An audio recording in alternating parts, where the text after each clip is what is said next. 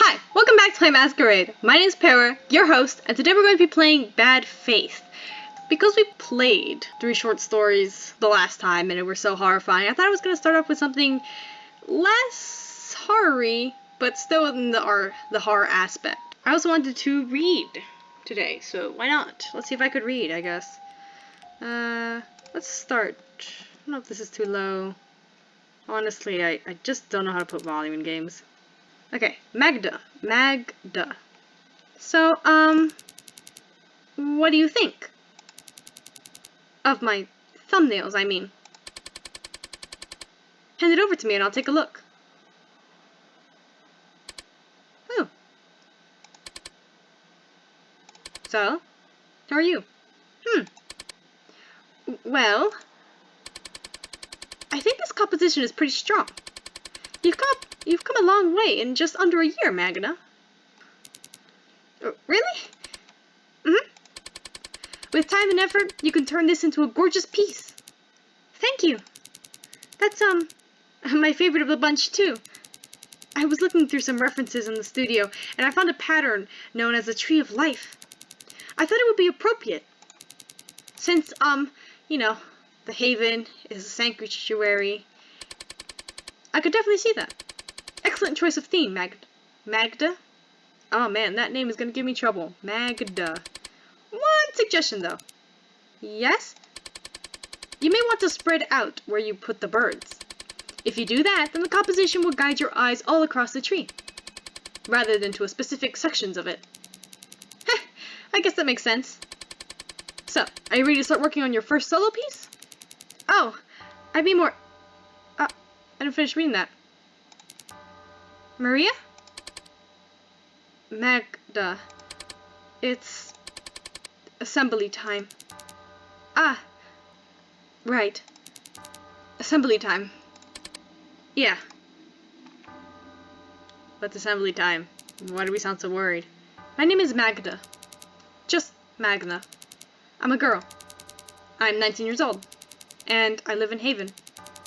It's a place on an island in the middle of a giant lake. In the middle of a giant lake? Beyond the lake lies dangerous lands. There, people are corrupt. They kill. They steal. They plunder. They lust and poison and lie for the pettiest of reasons. In other words, they're insane. How do you know? But the Haven is different. Our leader, Lady Amaris, says that those who live here are pure of heart and mind. I'm very lucky. Instead of growing up in the decaying, violent world, I spent my days surrounded by beautiful forests and good people. There's just one catch. We need to stay pure. If we don't, well, that's what the apologia assemblies are for. The apologia. The apologia. Yes. Bad faith.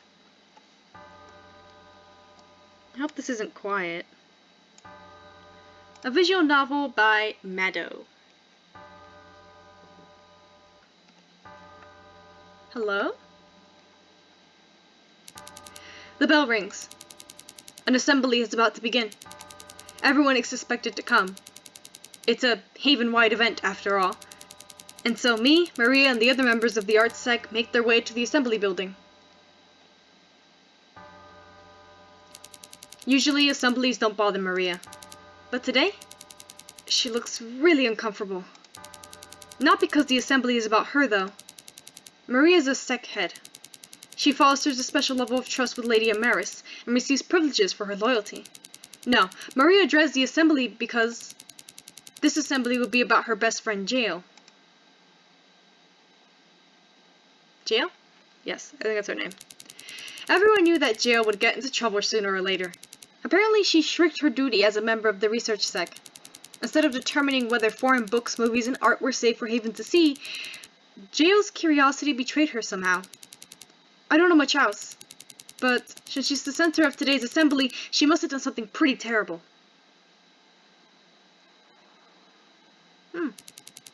Eventually, me and the rest of the art sec reached the assembly building. It's a tall, imposing structure, and one of the oldest buildings in Haven. It sticks out like a jagged nail from the surrounding reeds. To be frank, I've grown up I've grown to hate it. But to the Heaven members, assemblies are like swallowing cod liver oil. They're uncomfortable in the moment, but good for our minds overall. The entrance is crowded from girls from other sects. Like ants to an anthill, we march in single file. Oh, great. Once I get inside, I find a pew at the very back of the room to sit in. I don't really want front row seats for this. It's best for me to stay as quiet and hidden as possible. Looking around the hall, I spot Maria in a row adjacent to mine. Seems like she had the same idea. I hope she'll get out of this okay. I hope I'm making up voices for all the different girls. Suddenly, the speakers crackle overhead. There's 3 taps. Then, a familiar cold voice comes through.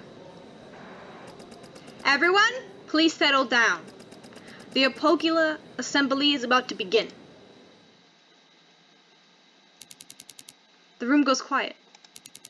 Everyone turns toward the voice's source. A chubby, bespectacled young woman. Without a discernible expression, she stands on the stage in the back of the room. The head of the research sec? Eve. Ugh. If she's leading this assembly, Jail's definitely going to have a rough time. Is that Jail? Behind her stands Lady Amaris and a certain member of the writing sec. My body suddenly breaks out into a cold sweat. I look away. Oh gosh, not her as well. Ugh. With both Eve and Cerise on stage, this assembly is going to be brutal. Okay, so I guess those 2 nobody likes. Good. We have peace and quiet. Now let's get right to the matter at hand. Jail of the research sec. If you could come to the stage, please. There's no response. With an impatient cough, Eve taps the microphone on the stage podium. Jail, I appreciate it if you could make this easier for all of us.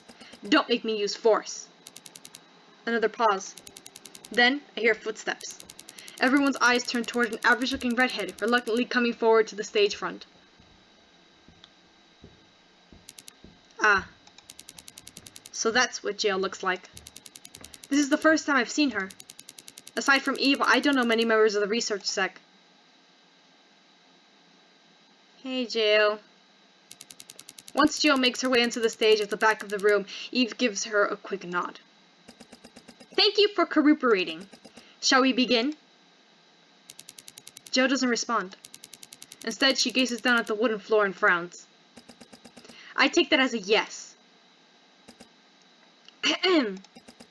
We are gathered here today to judge Jill of the research sec for a harm she has brought to our community. According to the significant evidence, she smuggled illegal foreign media into the Haven. Books, illustrations, movies, all invented by her own research sec. All extremely dangerous in content. You get the idea. She did this knowing full well that her actions could have caused her or her fellow Haven members to go insane. Lady Amaris, what would you like to say about this? Hi. Gosh, she looks like a cat or an owl. Miss Jill was led by her curiosity. When exercised with prudence, moderation, and in service to noble causes, curiosity is a beautiful virtue. Yet unrestrained curiosity is a thing to be feared. Indeed, it could be called a dangerous excess. Let me put it up a little bit so you guys could hear. Jill fell prey to this untempered excess. Because of her curiosity, our entire community was put at risk. Naturally, we could not behave leniently towards her. So she has to be punished. Thank you for your wise words, Lady Amaris. Before we continue, I'd also like to thank another member of the Haven for contributing vital evidence. Please show appreciation for Cerise of the writing sec. The necessary assembly would not be possible without her loyalty and service to the Haven. Yay! Good job! The audience bursts into applause as the woman behind Lady Amaris steps forward to take a bow. A tall blonde with a powerful frame. I tried to ignore her by looking down at my lap. Compared to everyone else, loud claps. Mine are small and nearly silent. Not clapping would raise suspicion against me. Thanks, everyone. Really appreciate the response here. It took a lot of work unearthing this case, but I think the cat's out of the bag now. You know, 'cause curiosity killed the cat and all. There's a well-timed burst of laughter that follows Cerise's remark, probably canned to humor her. Anyhow, what are we gonna do with this troublemaker, huh? Good question. We could make her clean the dorm bathrooms for a month with her toothbrush. Or we could force her to eat alone during mealtimes after everyone else has left. Or we could make her organize the research archives, like the ones that haven't been touched for 15 years. But then, what would the point of this assembly be? She'd just put all of us in a lot of danger. It wouldn't be fair to just have her scrub a few toilets and let her off scot-free.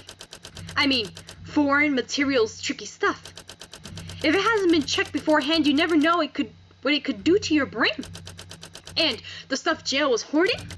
Well, I saw it with my own eyes. It was real gross. Freak shit. Do we really want to keep someone like that in our community? Huh? Yes? I didn't think so. So Jail, let me tell you what's gonna happen next. From here on out, you're no longer a member of the Haven. Oh shit, she got kicked out. Are you implying that? Yes, Jail. You'll be taken away. Wait, if that's the case, then what's going to happen to me? Where will I go now? Can I say goodbye to my friends? You're no longer part of the Haven. You don't deserve answers. Eve, if you could. Right. No, please. Please. Please! Maria. Help me? Yes, yeah, I'm not gonna start screaming her. You're ahead too, aren't you? Can you stop this? We're friends, right? Maria! Aren't we? Please. The commotion makes me look up from my lap. In the pew across from mine, Maria shifts her legs back and forth. She wants to intervene. I can tell. But after everything Jill did, intervening would put her position as a head into question. So in the end, she does nothing. All she can do is stare sadly as Jill continues to scream and wail in terror of her fate. Cerise grabs her from behind, twisting her failing arms into a withering arm lock. At a distance, Eve calmly brings a white tube to her lips and puffs her cheeks. What the heck? Jill stops screaming. She freezes. A red dart has just pricked her neck. Her body goes limp. She falls to the floor unconscious. Is the stuff that knocks you out usually red? I don't think so. With the joint effort of Cerise and Eve, Jill is dragged off stage. Once more, Lady Amiris steps up to the podium.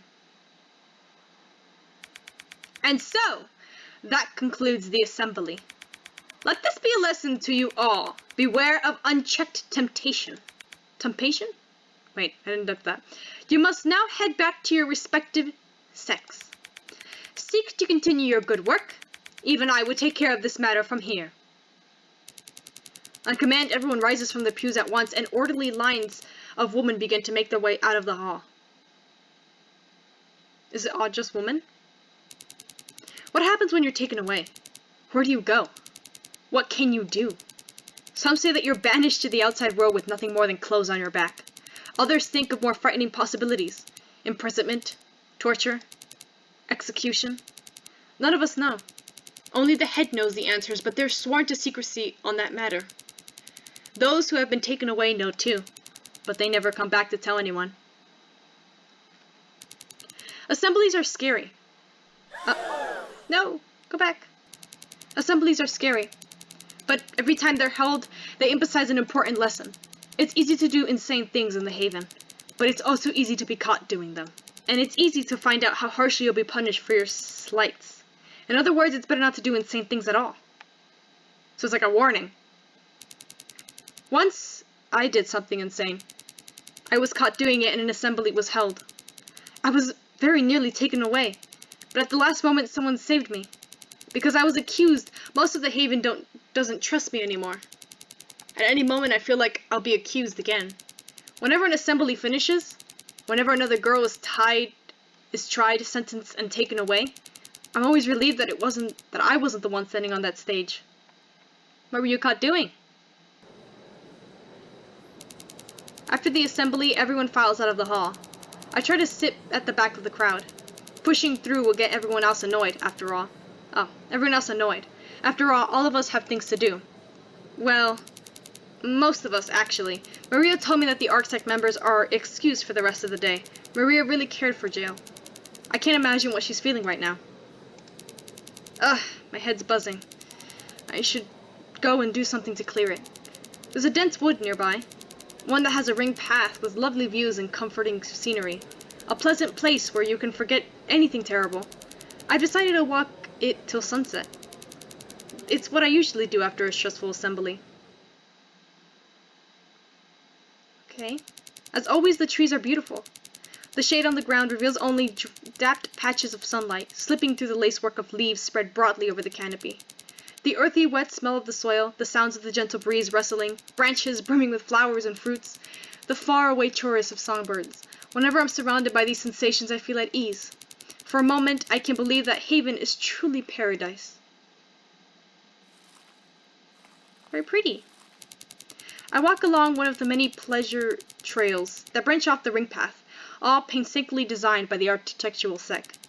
They're fairly short, but they always have enjoyable views.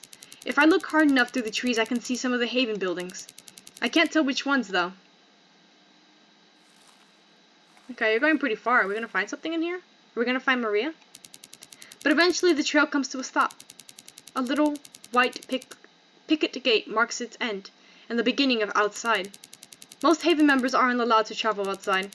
As far as I know, only Lady Amaris and the sec heads can go past the barrier. I'm not sure why. I overhear that some more daring people have gone outside before. Apparently there wasn't much to see.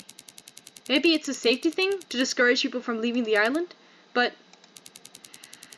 there really isn't much reason to go beyond the island to begin with. All that lies in wait are insane lands filled with insane people. I don't know.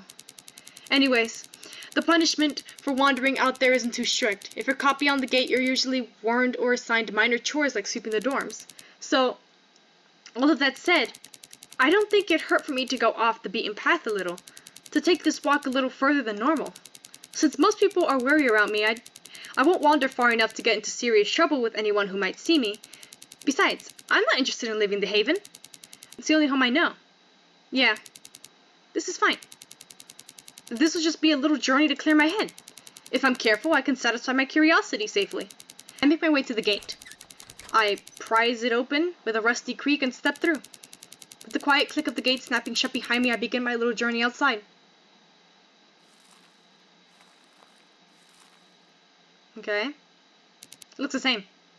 Yeah. What they said was right.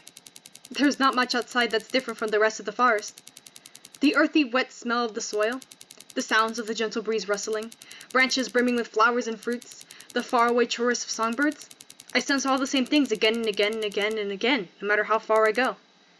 Well, I guess I should have expected this. It seems pretty in line with what more daring members of the Haven have said. Maybe outside is just symbolic, a way to keep us all in check. Honestly, I've got an idea about what goes on in Lady Amaris' head. Wait, hold on. What was that? Out of the corner of my eye, I catch a glimpse of something in the distance. I turn around. From this far away, I can't make out what the something is. From what I can see, it looks gray and cubical in shape. I wonder what it is. A rock formation? A sculpture? A monument? Whatever it is, it intrigues me. I don't think it'd hurt for me to check it out. I leave the path entirely, step into the underbrush, and make a beeline toward the mysterious object in the distance. As I approach, I realize that this isn't just any object. It's a building. An unusual building. Oh gosh, is this where they took Jail? Am I gonna find like the torture place? I've never seen one like this before. Back in the Haven, most of the buildings are made out of wood. This building seems to be made out of something hard, gray material. Maybe I can go a little closer? Find out a little more? If I'm caught, I won't get into much trouble, right? I'll say I was just taking a look at something strange and new. Then, I'll swear never to go there again. I swear never to go here again. It'll be a quick peek and then I'll go home. Yeah, just a quick peek. Nothing wrong with that. Everything's wrong with that. Don't go there. Up close, the gray material seems to have all sorts of bumps and cracks. I don't recognize it at all. What is it, cement? I glide my hand against the material. Touching the bumps and indents on the surface is strangely soothing. With small steps, I slowly make my way around the building while tracing my hand across its walls. So is it cement or really like rusted metal? I don't think so. The walls don't seem very different from each other, apart from the placements of small moss patches on, and the shapes of various fine cracks across them. And then, I get to the fourth wall. There's a doorway there, at the very end. I pause for a moment to look around. No one is observing me. In the woods. Nobody is coming out of the building. I am still completely alone. Completely alone to explore the building freely. I approach the doorway carefully to investigate further. The door is wide open. If I lean my body forward, I can see what the building is like inside. I crane my neck forward to take a peek into the room within. Stairs. From the limited amount of light, I can see that the building's insides are a ruin. So instead of going up, they go down into it's like a basement or like an underground bunker. The room is barren. No furniture, no lighting, not even a proper floor. All empty except for a single banister and some stairs. A staircase leading down into the earth. But a staircase? To where? What else might be in this building? What lies at the bottom? I can't believe I've never found this place before. It's so weird and fascinating, I just want to... No. Wait. Magda, you're outside. You'll get into trouble if someone finds you here. And if it's inside this building, a building no one knows about and is an off-limit area, you might get taken away this time. You don't want to be taken away, do you? For the past year, you've been trying to be a good girl. Why ruin that little reputation you have left now? And anyways, there's probably a good reason this building's been hidden from everyone else. Something really bad might be in there. I don't know.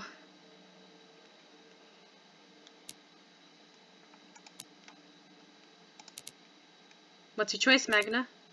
But one peek wouldn't hurt, right? Yeah. I'll just go in, explore the place for a bit, then leave. My curiosity will be satisfied, and I'll return to my normal life, and I'll pretend that this building never existed. And if I sense that something's nearby, I'll dash out of here as soon as possible. Right. Sounds like a decent plan to me. Let's go. With the goal of knowing a little more under my belt, I make my way into the building. Well, that ended shortly. The room inside is dark, empty, and derelict. There's nothing here to be found besides the lights streaming in from outside and the staircase leading to the lower floor. With nothing to see and nothing to do upstairs, I take my staircase down. Staircase down. As I descend, I tread lightly, making sure my footsteps don't echo through the building. Oh, don't go there. That's probably where they took HeR. A few minutes pass, and I arrive at the floor below. Should we try guessing what's down there? Either it's a tunnel through the lake into the insane world, quotation, or that's where they're torturing... Oh, dang it, I can't remember her name. The girl, the redhead girl. A few minutes pass, and I arrive at the floor below. The room what lies here is smaller, and dimly lit by a single row of fluorescent lights. They catch my eye. Fluorescent lights are unusual. Back in the Haven, most of us light our nights using beeswax candles from the community of Perry. Only sick buildings use fluorescent lights. Other than the lights, the room is as empty as the one above it. The staircase still goes down further. If I go a little deeper, will I find something else? Yeah, probably. Like death, or the bodies of the girls. The room beneath the second one are largely the same. Small spaces with fluorescent lights. Some have steel cabinets. Others have doors. All of them are completely empty. I don't touch any of the doors. Of course, a part of me itched to open them. But I want to reach the bottom of the building first. As I go deeper and deeper, my mind frets. I need to find what I'm looking for and leave. I can't get caught. Just peek in, peek out, you're out of here. See? There's a door. Eventually, I make it to the bottom of the staircase. I look around the clearing. The deepest room in the building is similar to the rooms on the floor above it. It stands empty. Yet another strip of fluorescent light runs along its otherwise plain ceiling. All that's different is a pair of heavy metal doors in front of me. Well, I came all the way down here. I can't just take a quick peek inside. It won't hurt. I can handle this. If something goes wrong, I'll just run for my life. That way I won't get into trouble again. I'm sure of it. Yeah. I just need to keep my wits about me. Muttering reassurances to myself in my head, I move forward and push the doors open. Oh no. It's pitch black. Good. There's definitely no one here. Yet, in the dark, a loud humming sound resonates from within the room. I wonder where it's coming from. Maybe a light would help me. I'll bring one of my hands to the underside of my dress and search for a hidden pocket. To carry daily necessities such as snacks or medicine, most members of the Haven use hidden pockets on the uniform dress. My pocket always holds a candle dish, a candlestick, and a little matchbox. With some fumbling, I slot the candle. Well, that's very lucky. Thank goodness you brought your candle. With some fumbling, I slot a candlestick into a little holding spike at the dish's center. Then, taking the handle of the dish between my teeth, I open the matchbox and strike a match on the box's side. The match's ember glow brightens the room a little, but I'm too focused on lighting my candle to see what the light reveals. I remove the handle from my mouth to bring the match head to the candle's wick. Ah, that's a lot better. Now, what do we have here? On my left, there's a desk filled with test tubes, a rack of scary-looking metal instruments, stacks of sheets covered in cramped scrawls of unreadable handwriting, a winding mass of cables.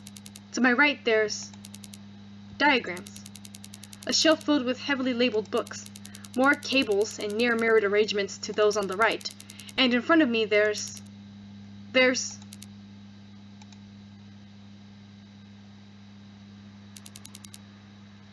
a giant machine there. I'm not sure what it's for. When I walk a little closer, I notice that a loud humming is coming from its insides. Blue light emits from the screen below the machine. I guess I was wrong about the lab being pitch black. Better snuff my candle. But that's not what shocks me. Strapped to the machine is someone I've never seen before. I don't even know if someone is the right word. They don't look human at all.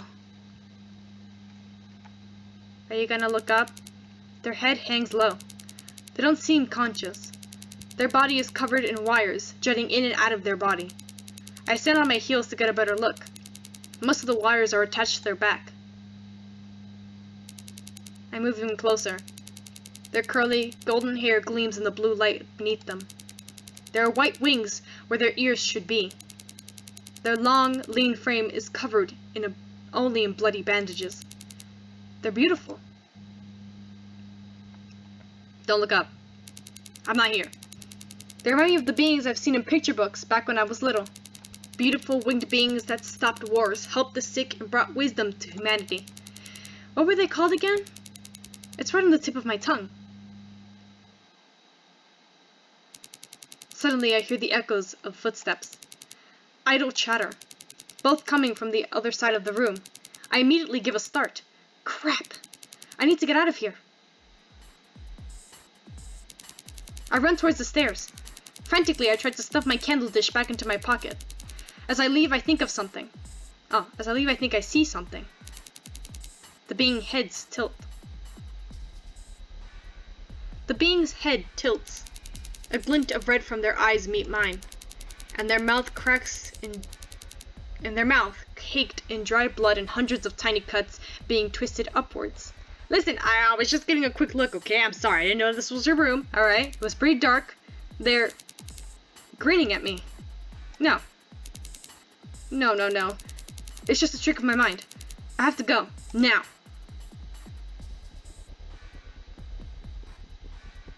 That's it? You got it?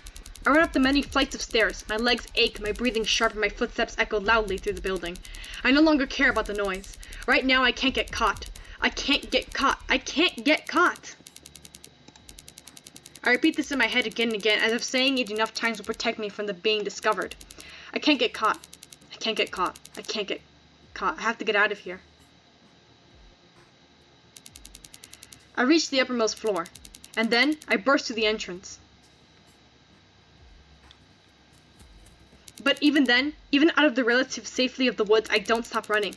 They could still catch me here, and I can't get caught. Yes, I got that.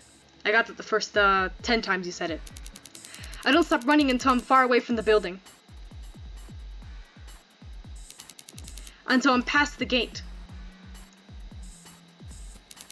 Until I'm back at the start of the forest trail. Until I'm right back where I started, right next to the assembly building. My back bows with exhaustion. My muscles are screaming. My lungs heave in and out. Sweat drips from my forehead from the nape of my neck to my arms into a yellow-brown grass below. But I made it. I'm here. I'm safe. I can't get caught. That's what I told myself over and over and over again. And in the end, I stand in the Haven grounds once again, uncaught, unnoticed, unscathed. For now.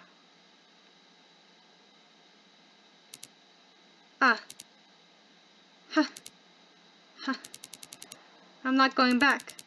I won't go back. That was way too close. My curiosity nearly got the better of me. I very nearly went insane. Gosh, I'm so tired. I'll just slowly head back home. Oh, my cabin. That's cute. It's really cute. I thought you said you lighted everything with beeswax. You got little fluorescent lights right there. By the time well, not fluorescent lights, but you know what I mean. Like light bulbs, I think? By the time I reach the dorm building, it's already night. Thanks to the candle lighting the paths outside, I find my way back. With some force, I open the door and step into the common room. Oh, hey.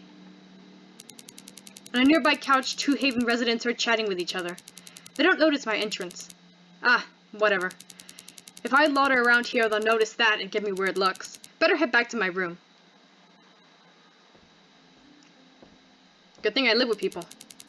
Past the common room is a long corridor with many doors on each side of the walls. Behind each door is a standard Haven dorm, where members go to sleep. Lady Amaris and the sec heads have separate living space for the evenings. That's why we never see them once the day's over. Slowly I make my way down the hallway. The wall that comes to greet me at its end has only one single door. On its front, a simple wooden plate reads Room 108. My room.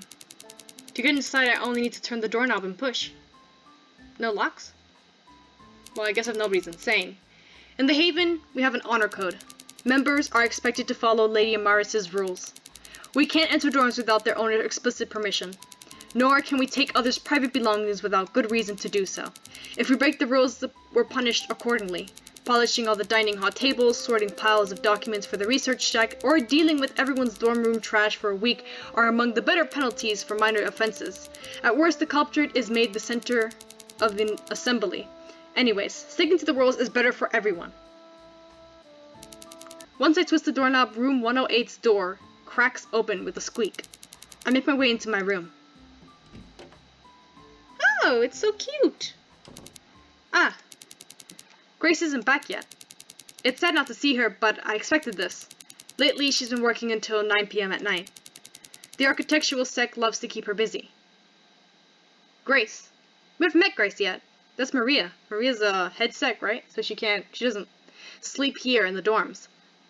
Okay, can't wait to meet Grace. The architectural sec loves to keep her busy. She must be working on something important. Grace is really organized, so I'm sure she'll do a nice job. I make my way to the small bookshelf in the center of our room. Carefully, I brush my fingertips over the spines of the lineup books. Fairy tales, self-help guides, and Haven-made novellas are all passed over in quick succession.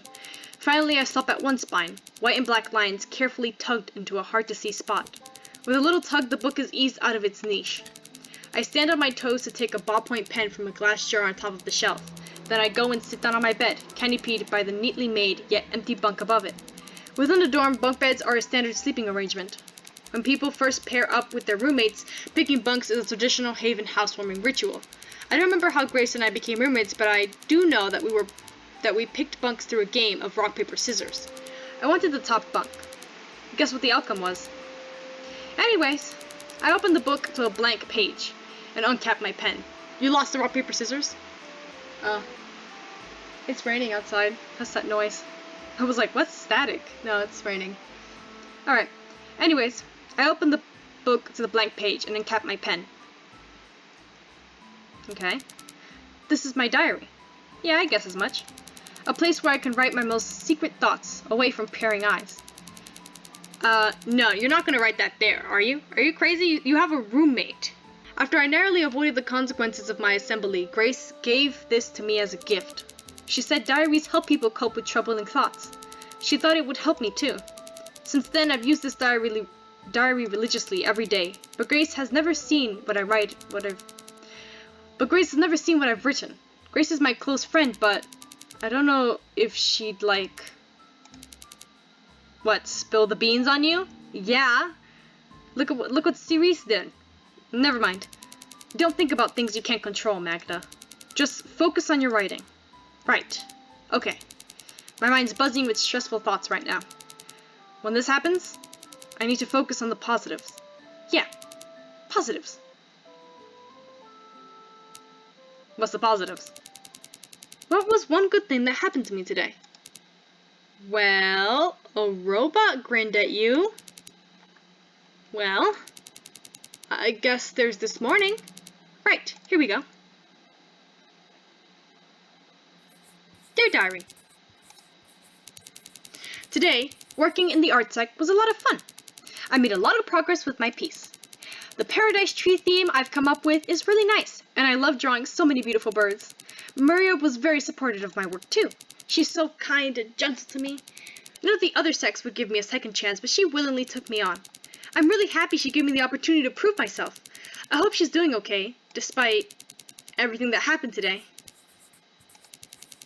I love her. She's beautiful, generous, and talented.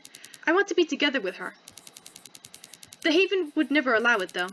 Members and heads can't be anything more than friends. Oh, you mean like together? Oh, shoot, okay. Alright. Spicy.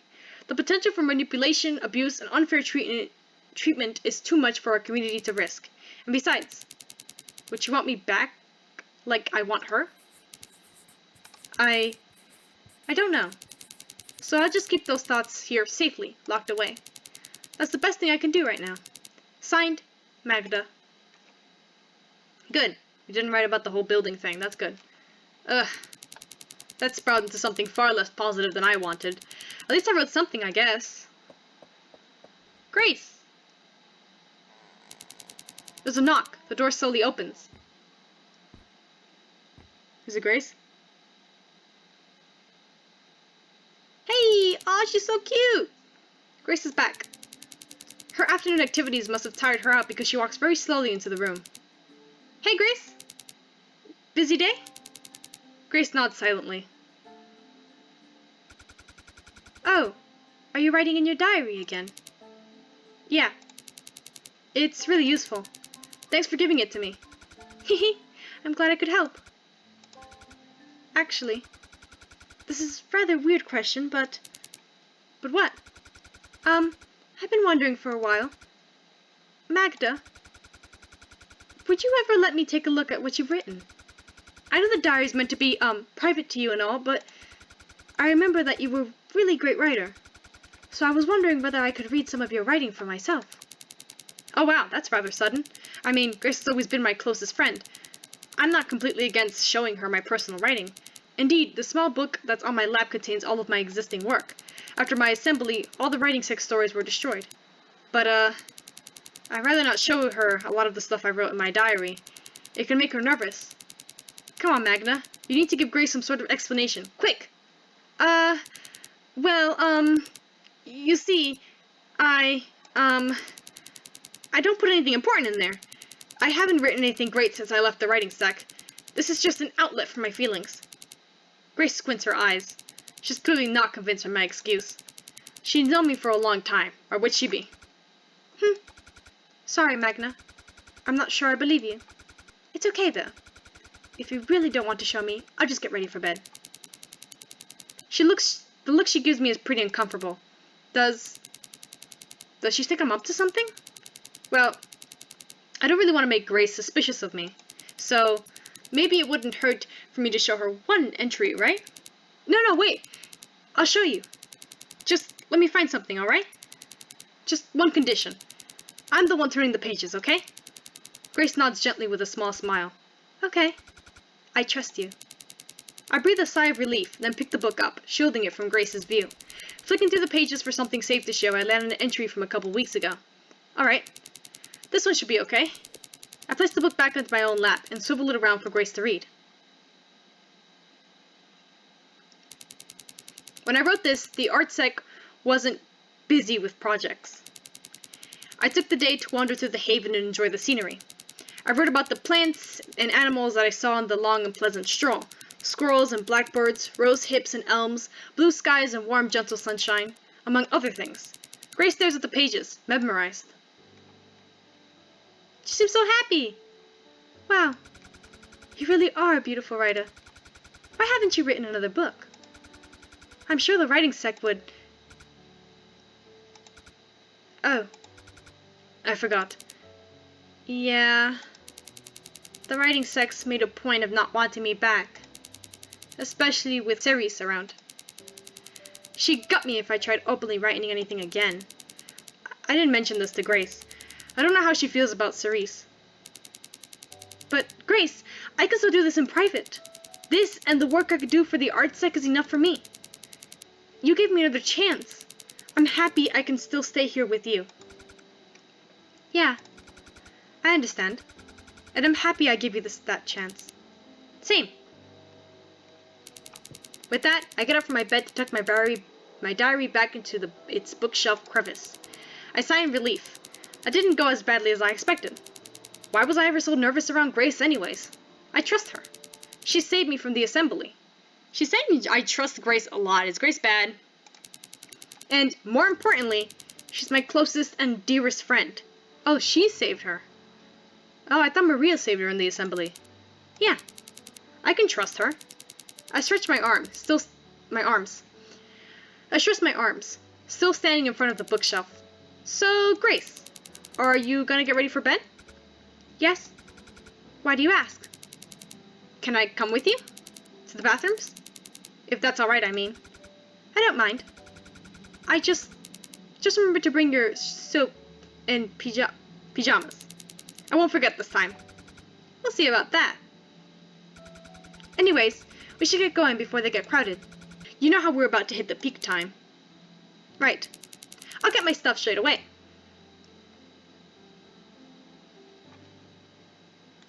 Okay. After we washed up and get changed, we settled down into bed.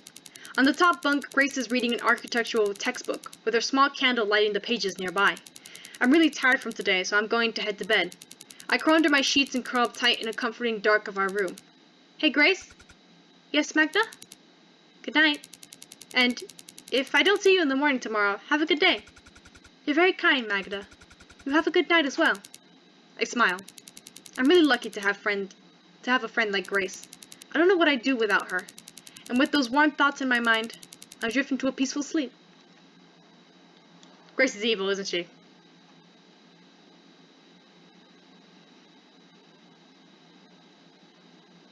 At the end of the demo? No. I'm dreaming. I know I'm dreaming. Everything here looks like it does in real life. Yet the world around me is like the spiderwebs that grow in undusted corners of the dorm room hallways. Beautiful but easy to destroy. Somehow, though, this dream feels different. It feels as though I'm viewing a projection. I can't interact with anything or anyone in front of me. It's almost like being in front of a movie, just without the crammed wooden benches and the whirs of the research sec projection machine. All I can do is watch and listen. It's her! She's very frowny in this one. There's someone there. They're sitting on clouds far up in the sky, and they're looking down at something. Their hand props up their cheek. Their brow is wrinkled and their lips are pursed into a tiny frown. They're clearly upset by whatever they see down there. Is it me? Wait. What's the name? She never figured it out, right? They look familiar. They're that thing I saw in the mysterious building. The long gold hair, the pale skin, the winged ears, they're all the same. And yet, they're not. Here they look healthier? Younger? Very much alive? I wonder, how did they end up down there anyways? Yeah, she looks very, expressive. Suddenly someone approaches the being. All that I can tell is that they're very Suddenly someone approaches the being. All that I can tell is that they are tall. The shadow they cast is long and dark, but no matter how hard I try to catch a glimpse of their appearance, I just can't. They've got some aura. An aura that forces my hair to stand on end and my eyes to look down in a way, like my body subconsciously deems me unworthy of seeing them. They're clearly someone old and powerful. It must be Amara, right? Amaris? Kind of like Lady Amaris, only even scarier and more unknowable. Oh, my child, why do you look to the earth once more? The being gives a start, but it does not turn back. Their eyes look upwards, acknowledging the presence of the unfathomable presence behind them. The state of the world saddens me. Every day, everywhere, humankind tears itself to pieces. They are becoming ensnared by unspeakable evils and losing sight of all things good and just. Why are we no longer able to help guide them? How many times must I repeat myself? Higher powers should no longer intervene in humanity's affairs. Our relationship to them is not like it was 2,000 years ago. If we descend now, as we've done in the past, our sacred powers and abilities will be revealed and stripped away from us. They have moved past revering us so that they can fulfill their selfish exploits. Yes, yes, I know. My child, do not roll your eyes at me. There is a reason we enforce this rule so strictly. Let us say you descend to one of the many human civilizations that dwell beneath the clouds. You arrive, make yourself known, and promptly announce that you will save them from evil by freeing them of their vices. How do you think they would react? They would react happily? I mean, if I knew someone was showing me a path to paradise on Earth, I would be overjoyed to walk it. But you're not human, are you? Oh, humans do not behave like higher powers. Over millennia, I have observed how they have taken every opportunity that could have changed their ways. So allow me to tell you how they would respond. They would laugh. They would not see the harm they cause to others as wicked as long as they benefit from it in the end. They would jeer at you and drive you out of their settlements. They do not like their new status quo to be challenged. And when they realize you are indeed a valuable resource, that not merely some foolish false prophet, they would capture you so that they could use you. They will perform experiments on you so that your mysteries are unveiled. They will learn about your abilities, your strengths, and your weaknesses. They will use you as a means to an end. They will take everything they can and leave nothing left of your mind, body, and soul. And then, not satisfied with consuming one higher power, they will use what they have learned to invade the higher realm and devour us all. Do you see why descending to them is an act of sheer foolishness? Oh? Humans cannot possibly be as evil as you say they are. Oh, it is natural to feel empathy for the inhabitants of a world we have overseen for millennia. But your views will no doubt change as you age. One day you will realize just how we, higher powers, now stand to lose. I see. Thank you. Bear in mind what I have stressed to you. Your home must always come first, young O. Oh, nods.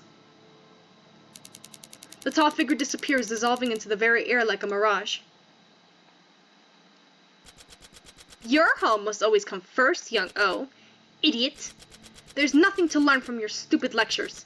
I can't take powers like you seriously. You all just hide in the clouds and pretend nothing is happening while the world burns below. Isn't it our duty to protect the guide, humankind? Every day I see more cities destroyed over the pettiest of conflicts. More massacres, more deadly weapons. I can't take this. Nobody in the realm is doing what they should be doing anymore. If even the eldest of elders are shying away from their sworn duties, then a youngster will have to teach by example. And if they try to stop me, well, it's my sacred duty. Don't you agree, Magda? The dream stops. Before I can process everything I just witnessed, it's morning, and I'm awake once again. Well, dang! Just about saw me through my own dream. I rubbed my eyes. What was all that? Was that really just a dream? Did I have a vision? Surely I didn't eat anything funny yesterday, right? Foraging troops in the forest sometimes misidentify wild species of mushrooms for the mushrooms we usually cook and eat. We typically dry and store them with the other foods in the community kitchen larder. Occasionally, this means that Diener ends up making a few Haven members act weird for a day or so. They see things that aren't there or dream of something so vividly that they think it actually happened in reality. But the scope of their vision never goes beyond the Haven. When this island is your world, you've got no other point of reference. Yet, my dream took place way up in the clouds, in a place I had never seen, much less traveled to. And no visions I've heard about had ever been about a being like this one I had seen. This being who knew about my name somehow. What was their name again? Oh, right. Oh. Last night I tried to forget that I visited them by talking with Grace and getting some good sleep. I ended up dreaming about them instead. It's like my thoughts are drawn to their presence. Somehow I want to be near them again. I feel a nagging urge to go back outside and visit them once more. Are they making me feel this way? Is this urge one of those abilities I've heard about in my dreams? Ugh. It's too early in the day for this. Last night I promised myself that I wouldn't go back outside. I nearly got caught. I can't risk that again. Not unless I want to be in the center of another assembly. And I don't want to let Lady Armorous down. Or give Cerise and Eve more reasons to... Well, if they found out what I did yesterday, they'd definitely come after me. Find some new way to make the rest of the Havens ostracize me. Maybe even beat me up behind the Arcsec building. I don't want to go through that. So I need to forget about this vision or dream or whatever it is about this old person. Whatever they're trying to get me to think about them or not, I have a pure mind. I have a pure heart. I can control my curiosity. Yeah, sure you can. Sorry I'm not talking so much though. I feel like I want to read more than talk. I mean, when I'm reading books to people, I usually like to just read, not really talk in between the words. That's just the way I want to do it. So, yeah. Right. Now with that out of the way, let's make today a good day, shall we? Grace? She's gone. After giving my arms and legs a nice long stretch, I hop out of bed. I dress myself and head to the bathroom near my room. There, I clean my teeth, wash my face, and brush my hair. Once I'm ready for the day, I tie on my hair ribbons. I love them a lot. They're adorable and they match my uniform. Even now, when most people try to stay away from me, I still want to give a good impression and continue working well for our community. That's good. Still dress nice. Afterwards, I make my way through a dorm hall. Since the art sec work starts fairly late, most of the other dorm rooms are empty. Most of the other members are eating breakfast or starting work in their secs. Grace is likely working already, so I never see her when I wake up. I hope she's doing okay with that project. Grace is a night owl, so I don't think she enjoys getting up early. Yes, that's what I meant to say. My voice is starting to crack. It's tired of reading. But no, my brain wants to keep reading. Once I make my way to the end of the dorm hallway, I push open the front door and walk out of the building.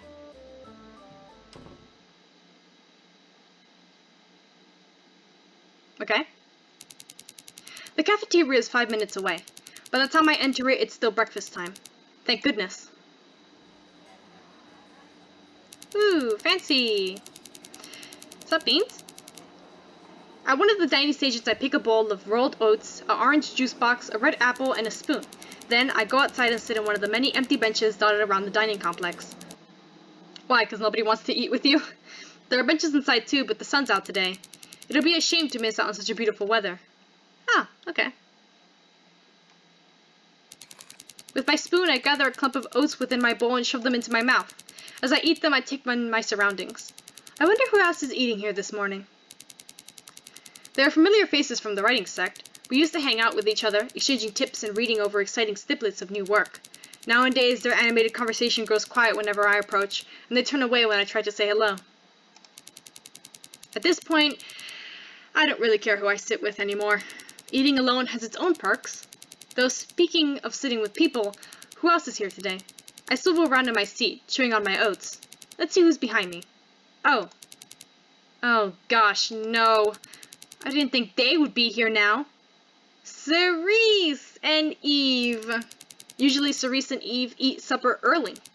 Avoiding them was particularly why I started eating later in the day. No one bothers you when there's barely anyone around. But today, I didn't expect them to grab breakfast right after me. I think I'll just finish my rolled oats here. Yeah, I'll finish them up and grab everything else and go. I can carry the apple and juice with me, so it shouldn't be too much of an issue. If I'm ugly, they won't notice me. I'll just sneak right past them and slap Cerise in the face. Yeah. Look at her chatting to her friends without a care in the world. She knows what she did to me behind closed doors. Back in the writing sec, she took my old stories and shredded them so that I couldn't take them home like everyone else. She used my personal work to make me the center of an assembly and made sure that it was all destroyed. When I didn't get taken away, she beat me so hard that I couldn't move for a week. Cerise deserves hell. She's a jealous, spoiled... Okay, beep. Who lashes out at me when she doesn't get her way. In fact, she deserves way more than just a slap. The two-faced... These thoughts. I've never had these thoughts like these before. What? Oh wait, Eve's there too. Oh wait. The second one's there too. Wait a second. Seems like she's really taking her time with that porridge of hers. Why don't I help her hurry up and shove her face in it? That cow always acts so high and mighty, so maybe eating like an animal will humble her. She loved rubbing in how much better Cerise's trash writing was during the assembly. I swear, Eve's like Cerise's lapdog. The head of the research sec at the back and call of a low-ranking member? How shameful. She's the reason I had an assembly at the... No, hold on. Where the hell were these thoughts coming from? I hate Cerise and Eve, but I never thought anything like this before. No, wait. That's a stupid question. I already know, don't I? Those special abilities? That being O in the basement? Those thoughts are from them, aren't they? Ugh. Well, whatever they're from, they're putting me at risk. The best thing I could do is resist them. No matter what Cerise and Eve did to me, I can't make room for any violent impulses. I must be good. I will be good. I am a member of the Haven. It raised and fed me because it cared for me. I must show the same kindness and care in return. I must resist this temptation. I must be pure of heart and mind. Quickly, I pile rolled oats into my spoon and shove them into my mouth. Over and over and over and over. I can't focus on anything else but eating my food. I can't give room for those thoughts to come back, to make me insane. I'm in no state to finish my apple and juice here. I'll just take them with me. I can have them on my way to work. I just need to get out of here now. The sooner the better. Oh, thank goodness you got out. I hurry straight to the art sec building, all while sucking down my orange juice. The apple remains untouched, and in the end, I decide to save it as a mid-morning snack. I get to the cafeteria around 8:30 a.m., so if that's the case, and it took me about an hour to eat, work should be starting by now. Right. No more bad thoughts. Just painting. Let me take a deep breath. In and out. Yeah. There you are, Magda. Let's make the rest of the day a good one. I push the door open and walk into the studio. Everyone else is collecting their tools and going to their studio spaces. Work has definitely started. Following suit, I go to my personal shelf. I take out my watercolor pencils and sketchbook and make my way over to the studio space. Okay. Today's work. I'll continue to develop my painting project. Maria liked this thumbnail the most, so I'll draft its color scheme before I start painting the final piece. The birds on the tree look so beautiful. I can't wait to pick out their colors today. To think that a year ago I came to the art sec unsure if I'd ever love making art. Before that, writing had been my sole, all-consuming passion. Being forced out of the writing sec was painful. Now though, I've grown to really treasure drawing. Instead of words, I can capture my surroundings and my feelings with beautiful shapes, delicate lines, and vibrant colors. Maria was kind enough to let me in her sect, despite the stigma that lingered around me. I could only try to be better where I am. After everything she's done for me, I want to produce work that she and Lady Amorous can be proud of. Heh! I've come a long way over 1 year. Okay. But speaking of Maria, she'd normally make an effort to visit each studio by now, just to check on our progress. But today she's just sitting in a corner of the side room, staring outside an open window into the forest. I wonder why... I can't believe I nearly forgot about yesterday. Jill must be on her mind. Losing someone you cared about is never easy. Assemblies may be common, but the follow after them is hard. I wish I could do something to put her mind at ease. Alright, 'cause you like Maria, right? Nothing's stopping me. There's no reason I can't just get up from my seat to go comfort her. Well, even though the thoughts were read, it sounded pretty... okay. It wasn't evil. I thought I was done with those stupid thoughts. At least they're not violent this time. But still. I wish you'd just leave me alone. No. Why are you moving? Why am I dismissing my feelings? I know deep down what she is to me. I've got a window of opportunity now. I should take advantage of it. I could go to her. I could wrap my arms around her gently, give her a soft kiss on the crown of her head, hold her warm hands interlacing our fingers together. I've thought about something like this for so long. Maybe, if I'm lucky, maybe, in her need for comfort, she'll let me tell her how I really feel. I don't care if relationships between heads and members are forbidden.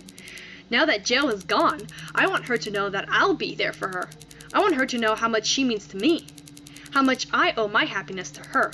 I want her to know how deeply I want her, how I love her in my fantasies and... Please! I can't deal with this anymore. I get up from my stool and march toward the bathroom. Ooh, get a little bit spicy with those thoughts. With some force, I wrench one of the old rusty sink faucets open. The pipes gurgle below, and soon a steady stream of water rushes out from the tap. I cup my hands and put them under the gushing stream. In my palms, the cold water rises fast. Quickly, I splash the water on my face. Once, twice, 3 times, again. I keep on splashing until all I can think about is the coolness around my soaked collar, hair, and face, and the sound of the water flowing away down the sink pipes. Right. After cooling down like this, those thoughts should leave me well alone. What happened? You started blushing at those thoughts? I'll just take a look in the mirror and see where I need to dry off. Huh? Oh, hey, oh. My reflection isn't my own. A golden face stares back at me, smiling sincerely, fingers frozen in a beckoning curl. Oh? I squeeze my eyes shut and shake my head. When I open them, I see my own reflection once more. They really want me to remember them, huh? I can't go back outside. I don't want to get into trouble again. I really don't. But this is getting frightening. I don't know what will happen if I continue ignoring O's presence. They said they had mystical powers. But other than this and my strange dream last night, they haven't done anything weird to me yet. Somehow, though, my gut tells me that they'll get me into serious trouble in one way or another. Maybe going back is for the best. I don't know what they're capable of.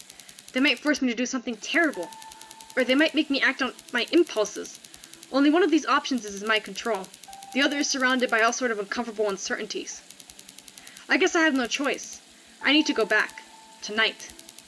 I can only hope I don't get caught. This is gonna end with her in front of, the door, or her talking to O. I was gonna make these videos 30 minutes long each, and I totally forgot that I was, and now I'm here stuck doing 1 hour, but that's okay because I was enjoying it so much I didn't even realize the time passed. So, if you guys are enjoying it too, then stay with me. I think we're almost at the end.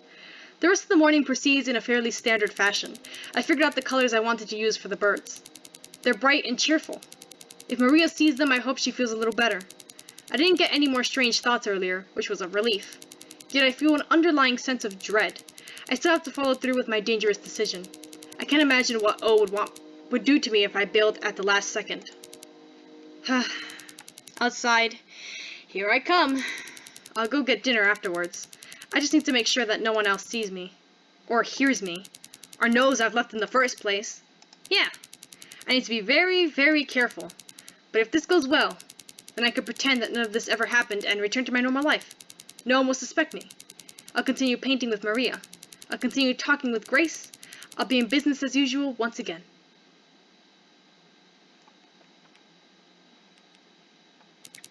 I put away my project materials and leave the art sec. Last time a forest path near the assembly building got me outside, so if I look hard enough in that area again, I should find O's building. I straighten my back and puff on my chest. There's no turning back now. With that, I march toward the assembly building with as much confidence as I can muster. If I can convince them to leave me alone for good, my normal life in Haven will stay normal. Yeah, that's the plan. I would not go insane because of them. Now you get her. You grab her by the scruff of the neck and you'd be like, listen to me. Please leave me alone. Grace! Oh. Oh no. This is bad. Very, very bad. I knew that something was off with Magda.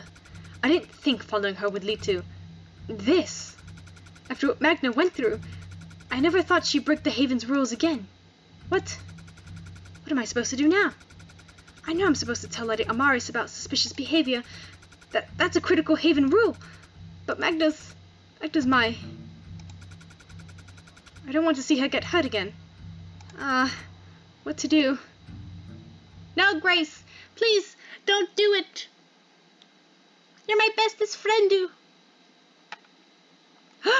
The demo for Bad Faith ends here. Thank you for downloading and reading my work. Oh, that was so good! I can't believe it ended. Please look forward to the full version of the game. I do look forward to the full version. Man. Is that it? Yeah. Wow, that was good. That was good.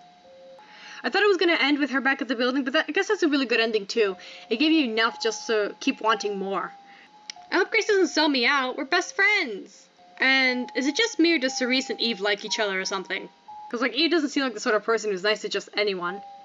Also, look, I'm so adorable. Oh, that was really good. I was gonna do 30 minutes for each episode, but I didn't, so we got stuck with 1 hour. I guess I could split it up, but then, you know, I don't really have the intro made for the other half. I don't really like doing that, so I'll just put it all in one video. But that was really good. My favorite character probably has to be Grace. Her voice was kind of cute, and the story plot was so very well written. You can tell that the person really worked on their grammar writing this. It was really good. I hope that they continue this project and finish it. If it's free, I'll totally play it. But anyway, guys, that's all the time we have for today. This has been going on for way too long. It's already been an hour. If you want to see more Glamefeed videos like this, then don't forget to subscribe to get an invitation to my next Masquerade. And click the like button to get this video to other people and to support me, your host, Para.